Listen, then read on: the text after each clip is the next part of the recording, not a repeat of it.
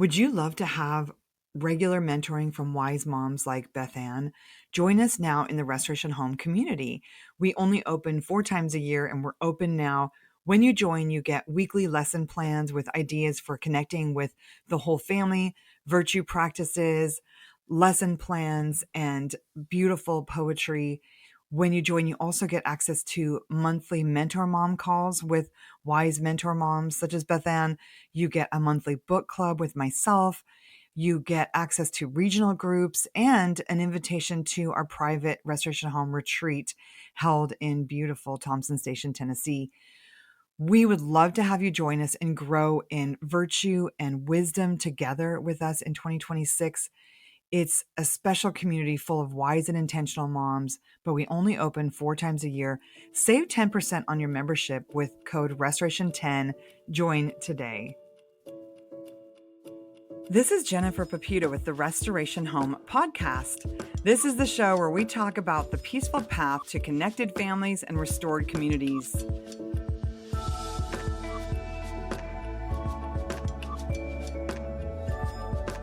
Today on the show, I'm excited to be chatting with Stefanie Gass. She's online at stefanigass.com, and she has one of the top Christian podcasts for Christian business women. I'm really excited for her to share some ideas for moms who are wanting to maybe contribute a little bit financially, but also want to be present at home and balance their faith and their business and their motherhood and all of it. And this is a portion of my listeners. So thank you for joining me today, Steph. You're welcome. I'm so excited to be here. I'm excited to have you. I started my business when my youngest, it was like almost 10 years ago. So he was around 6 years old, and Uh-huh. I was still homeschooling several children. So I would do my homeschooling in the morning. And then after lunch, I would do some work on my homeschool curriculum that I was writing. And then later on, when I started writing books, I would get up a little earlier than everybody else and write for an hour before our homeschool day started. Yep. So it was a process. My first, like the first little book I wrote was after my 12 or 13-year-old wrote a book and published it on Amazon on finding joy in a world of sorrow. And I was like, if he can publish a book, this has been a dream of mine for a while, I'm going to do it too. I love it. And so, just that process though of getting started with something, it's not Mhm. easy. So I just love to hear a little bit of your background. Like, have you always been a business person? How did you get started? Yeah. So I always have been business minded. I've always been kind of that A type overachiever personality. And so I went from corporate America getting laid off because they closed the plant down where I live to this crossroad of, am I going to go back into corporate? This was in my mid 20s, or am I going to try my hand at entrepreneurship? And never had been an entrepreneur. My parents are not. And so that was something totally new for me. And I actually got into network marketing. That was my very first experience. And I know probably many of you have heard of network marketing, right? Think of like the Mary Kays and the lipsticks and the leggings and all of that. And I did that for 5 years, ended up hitting the top 1% of that company. I got the top rank that they have. I walked the stage with a $50,000 bonus check. It was like, I made it. But that really was at the expense of everything in my life because I had to fully, in essence, hustle harder and sell my soul to make that happen. And so that was my whole experience with entrepreneurship for the first 5 years, was just working endlessly.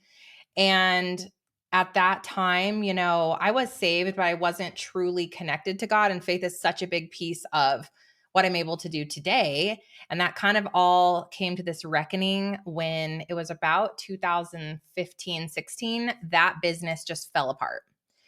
And basically, the reason is I had put all of my eggs in someone else's basket, right? Because when you're in network marketing, you're a salesperson. You're a salesperson for their product, and you're making a small commission on everything you sell. Well, I hadn't built a personal brand around it. I had nothing of my own.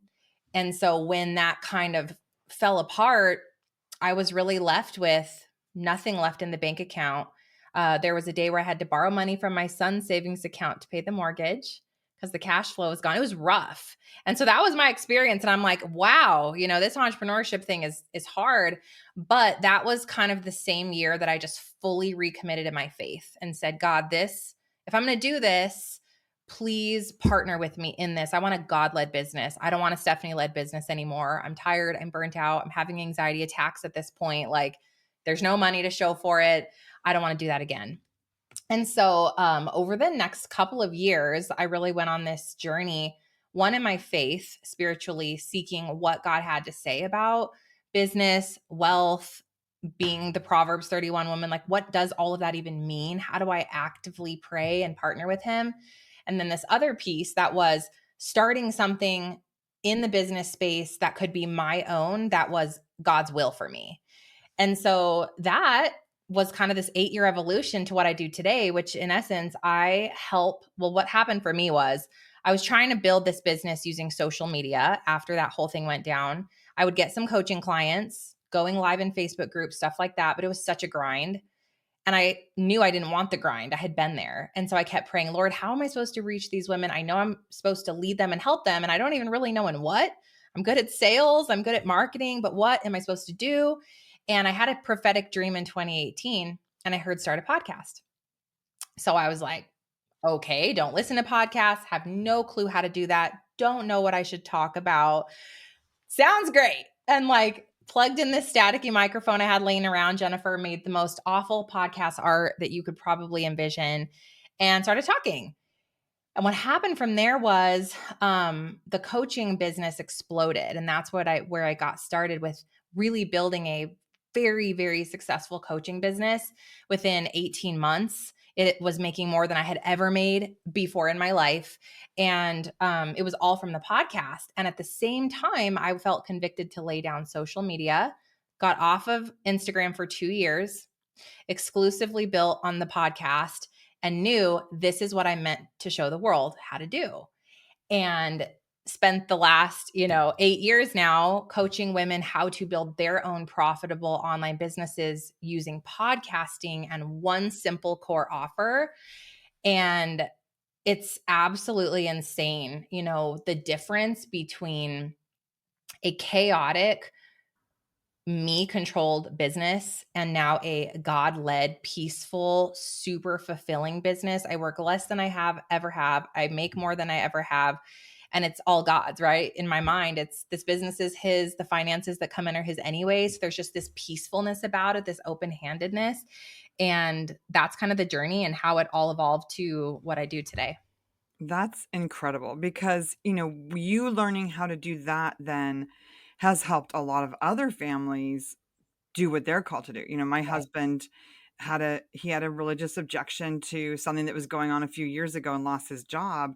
Yeah. And if I hadn't, obeyed what I felt like God was laying on my heart to do with writing the Peaceful Press curriculum, we would have had to make the decision that so many families did have to make Right. to sacrifice our religious beliefs for the job. And Yes. so I think we do live in a culture right now where being diversified in your income, I think, is actually really important. Like, Mhm. we don't know what's happening. There are so many weird things happening, with AI and just it's just a wild time in history. And so it's a really good time to be diversified in the way that you earn money as a family.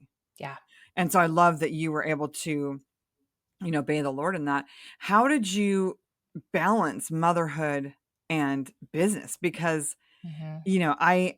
I mean, I've really worked hard to put my family first and be really present, but, I've been gone at conferences a couple times a year, and those are times that I'm not here teaching my kids their habits. Yeah. Those are times that I'm not here overseeing things. And Mhm. so there is a sacrifice to our families. I'd love to hear how you've sort of navigated that. Yeah, for sure. So I did it really poorly when I was doing the network marketing business because I had really idolized that thing, and when we idolize anything in our life, that means we're putting it above everything else. And so that meant I was taking these calls whether or not my kids were needing something from me. And like, it's definitely the season where I'm just not proud of it, but I think it was a necessary thing for me to learn from. And anything that you guys go through that you're not proud of, it simply is a lesson of how we can do different and do better. And so when all of that kind of fell apart, I had a 2-year-old and a newborn. And that was the moment where it was like, I've got to figure out this kid thing. I got to figure out. And again, it was like, God help me, because I didn't know, how am I going to build a brand new business from scratch and be present, plus the newborn, plus my health was in shambles at that time. And what I learned were 2 things. Okay. It is okay for me to ask for help and to find solutions for my kids so that I can go be intentional with the thing that I need to do and then come back and be a better mom. Because what I had been struggling so hard with, and I think a lot of moms do, I have to be the one to be here 24/7 with them all the time and build the business, which meant that I really wasn't present because I was doing multiple things at the same time. I had the laptop out and they were watching the show. And it was like, while there's a time and place for that, not all the time.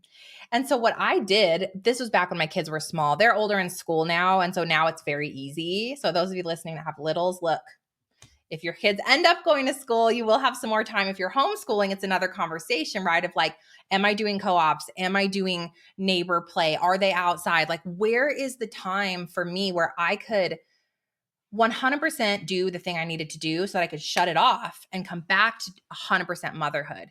And so I found that I operated best that way, Jennifer. And that's what created balance in my life, was figuring out how to do one intentional thing really well at a time. So an example of this was, I found a gym. I couldn't afford it because, remember, everything had kind of fallen apart, but they had 2 hours of childcare and it was a nice gym and it felt safe. And I was like, okay, we're going to take every day 2 hours and we're going to go there. And for 1 hour, I will work or be intentional with prayer life or whatever I want to do. And the other hour I'll work out. And it gave me the amount of stuff I got done in the hour of work time, because I wasn't multitasking, was imperative in that season of life. The other thing for me was, when my kiddos would go down for nap time or early bed, I'd grab another power hour. That's what I called them. And that was something I taught back then, was like, guys, if you got an hour, it's your power hour. Maybe don't use this time for chocolate in bed till, numb out, but let's use that time with super intentionality and focus to get the work done or the thing done that you need to do.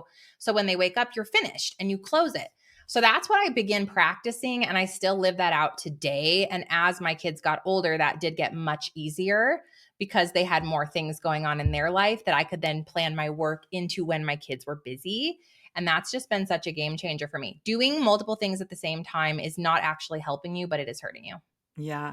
And one of the things I think for so many of the online business owners that I know is that it is hard to shut it off. Mhm. Several of the moms who've used the Peaceful Press curriculum have gone on and started their own businesses. Yeah. And so we're in this boat of, wanting to love our families intentionally and also wanting to run our businesses. And it's Of easy course. sometimes for there to be a lot of overlap. Do you know what I mean? Like we're home, but we're actually thinking about that email that needs to be answered. Yep. Or like for me, I'll pick up my phone to call one of my adult kids or text one of my adult kids or respond to a message from one of my adult kids who I adore.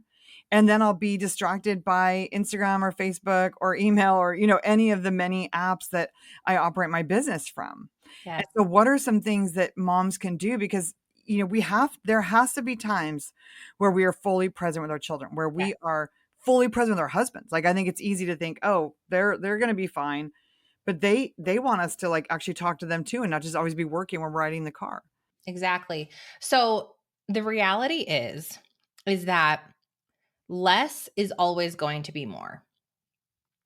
And what I mean by that is, if you are doing one thing in this moment, let yourself do that one thing in this moment, because not only will you be more efficient with it, it'll actually get finished with zero frustration and full fulfillment, right? So, for example, let's say, Jennifer, you're saying, I'm on the phone call with my son. Okay, well, if you're on that phone call with your son, one of my tips is, don't allow yourself, don't sit there where you're clicking, like walk, so that I'm only listening, because we only want to activate one area of our focus at a time. And so if we're audio consuming right now, let's audio consume and be present with our kids right on this call.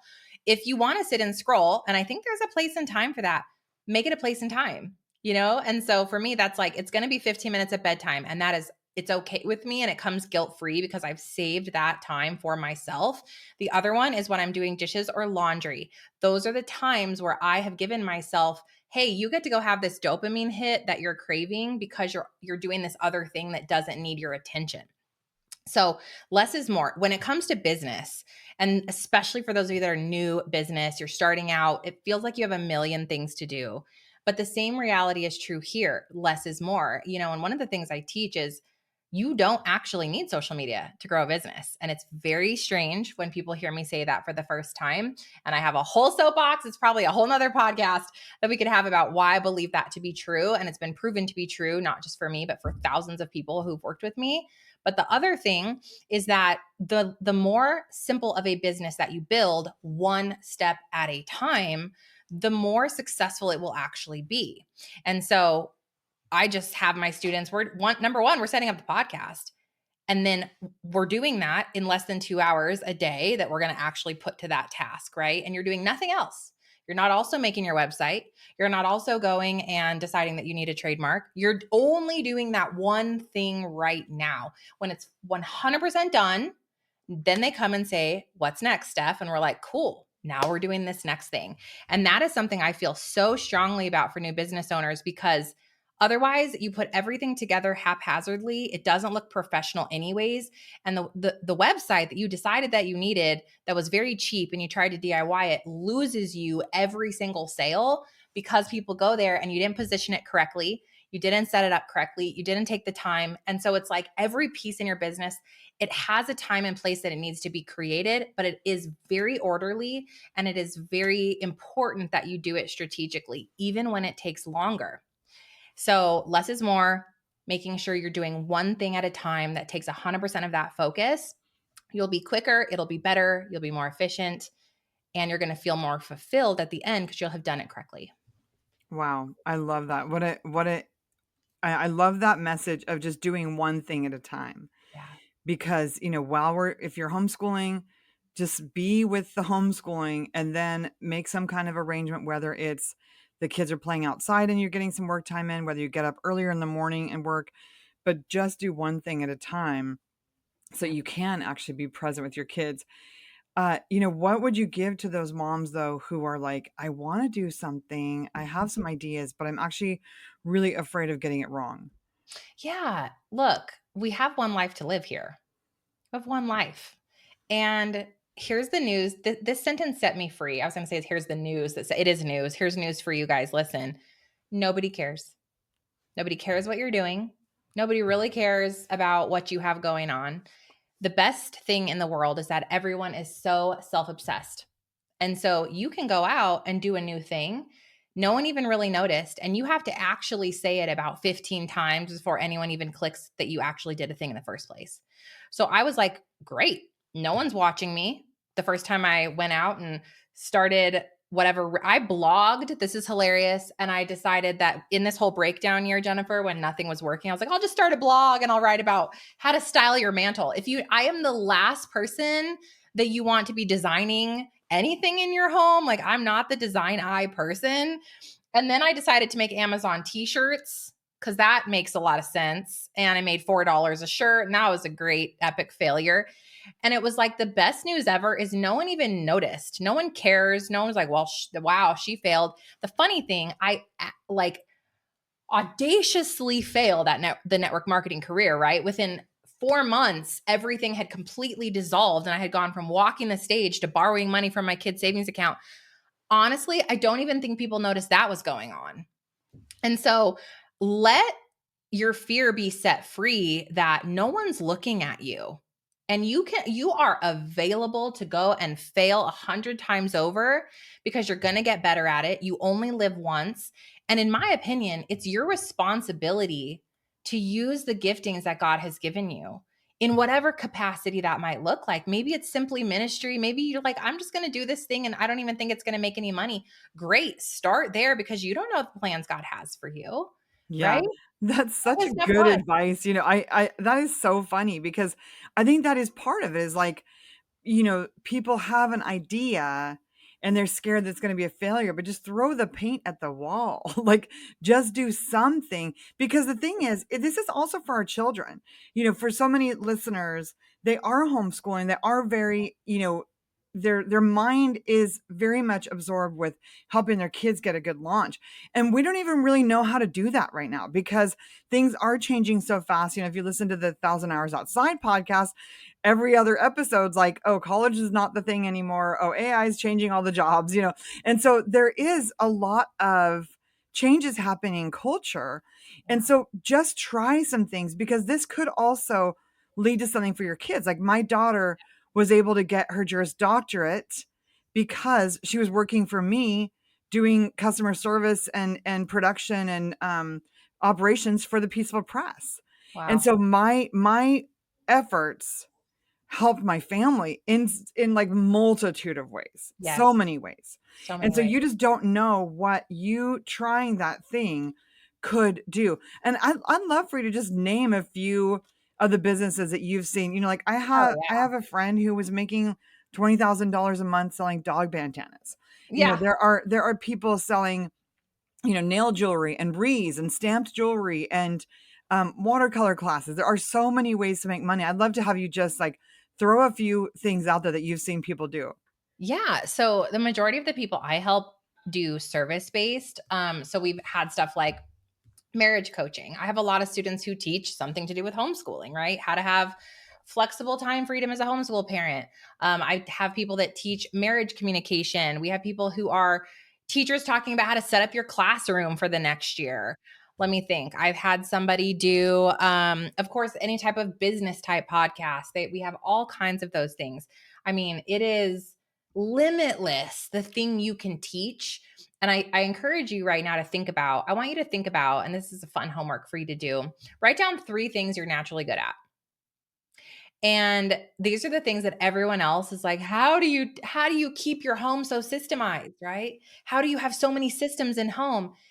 And you're going, what do you mean? Doesn't everyone? It's that stuff. It's the stuff that people come knocking on your door and asking for help. It's the, why is everyone over at my house all the time? Because I know how to create community around a table. It doesn't matter what comes through for you. There is something in that you are meant to share with other people. Now, the method you choose to share it, that's between you and the Lord. I teach how people can use podcasting to do that. And I can go more into that, Jen, if you want. But it's basically, how do you have an outlet for this thing that you want to bring to the world? And whether it's to make money or not to make money, you need an outlet to do that. And I think the best outlet is the one that's simple and that takes the least amount of time and stress for you. Wow, that's I mean, really simple. And I think I love too that you talked about that you did try some different things. Like, Yes. you might not have thought that making Amazon t-shirts was your best offer, but Right. you still tried some things. And I think Tried it. that is so important that people Yeah. like just try something because you'll never know what you're good at or what you could do if you don't try. And I feel like sometimes the one thing does open the door for the next thing. And I think my superpower is I literally could care less what people think of me. And that comes from an entire childhood of being obsessed about what people think of me. And I think you just have to get to this place in your heart and in your faith where you go, the fear of God is greater than the fear of man. And if I don't show up and share this thing that God's impressing on my heart, I'm literally living for people instead of him. And the plan that he has for me can never come to fruition unless I begin and I start. And yes, it's going to be messy and embarrassing and strange and weird and feel awkward. And people are going to maybe they'll look at you and be like, oh, that's interesting. They're doing that. But honestly, they don't care. But if you don't do it, then what? There's a constant stirring. The feeling that so many people feel so unfulfilled today is because they're not stepping out into the calling that they have. Or they think, well, it's too confusing. I don't fully understand what I'm supposed to do. No, but the little area that it's in. And to Jen's point, you can try something. I tried the blogging, wasn't for me. I tried way back when I was YouTubing when I had little kids. That at that time was definitely not for me. Like they're embarrassing. They're excruciating to watch today. But now I have almost 50,000 subs on my YouTube channel. And it's like, You grow. There's a timing and a place for everything in your life. But if you never try something and you never fail at something, then you can never get better at it. And clarity is going to come through action. So if you are like, well, I don't really know, and what is the thing? Like, start with something that you think it could be, and know that because you're moving, that clarity is going to be continue to become more and more and more clear for you, because you'll go, nope, not it. Ooh, like that. Take a step in that direction. Ooh, not it, right? But we'll never know if we just sit back and think about it. I love that. So encouraging that, it's okay to make mistakes even. Like I love what you said earlier about it doesn't have to be perfect and Mhm. nobody probably is even going to notice your tries and fails. So Yeah, that's right. and what an example to our kids too, because so many of the great innovators in history, they tried a lot of things and failed. They failed many, many, many times.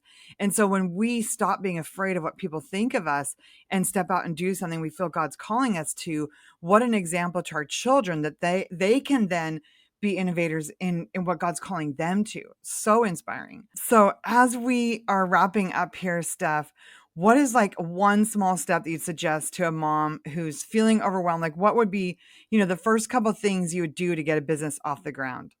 Yeah. So the very first thing you do when you want to get a business off the ground is build your micro niche. Because if you don't know what exactly you're setting out to do, that's what will elicit those feelings of fear and confusion, which is what keeps you stuck.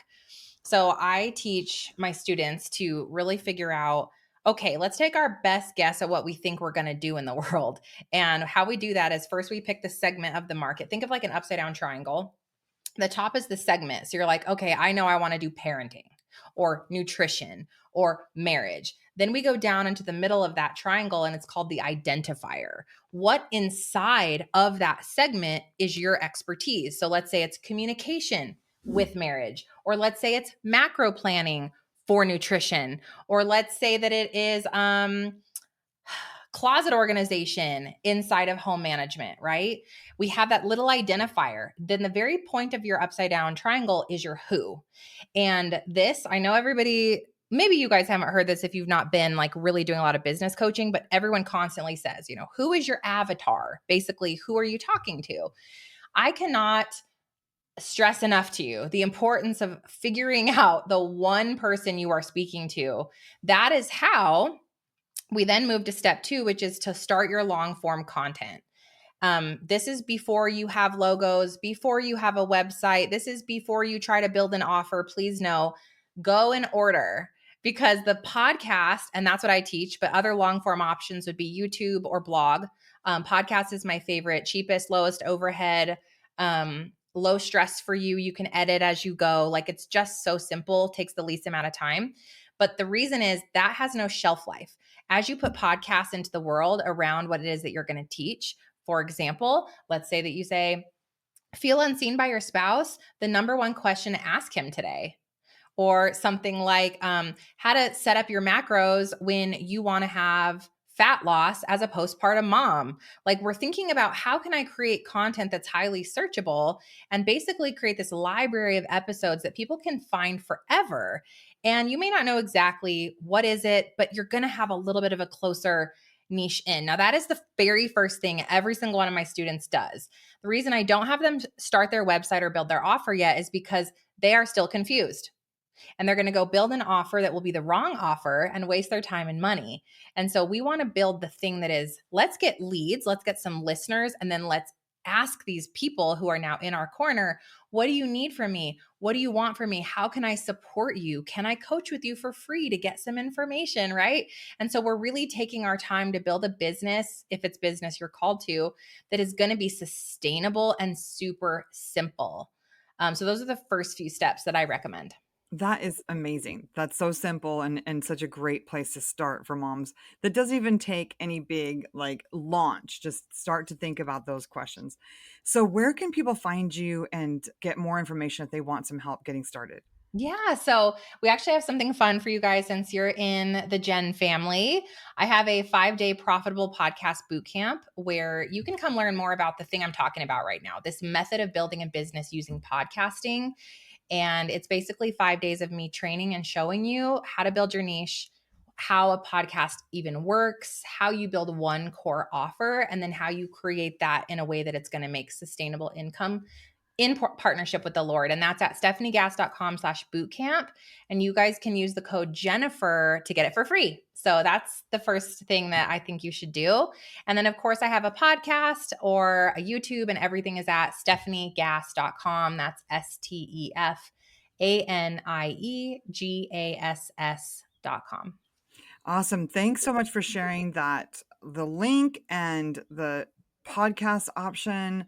You've been such a great informing guest today, Steph. I know that our audience is going to love learning from you and be inspired that they can use their talents for good. So thanks for joining today.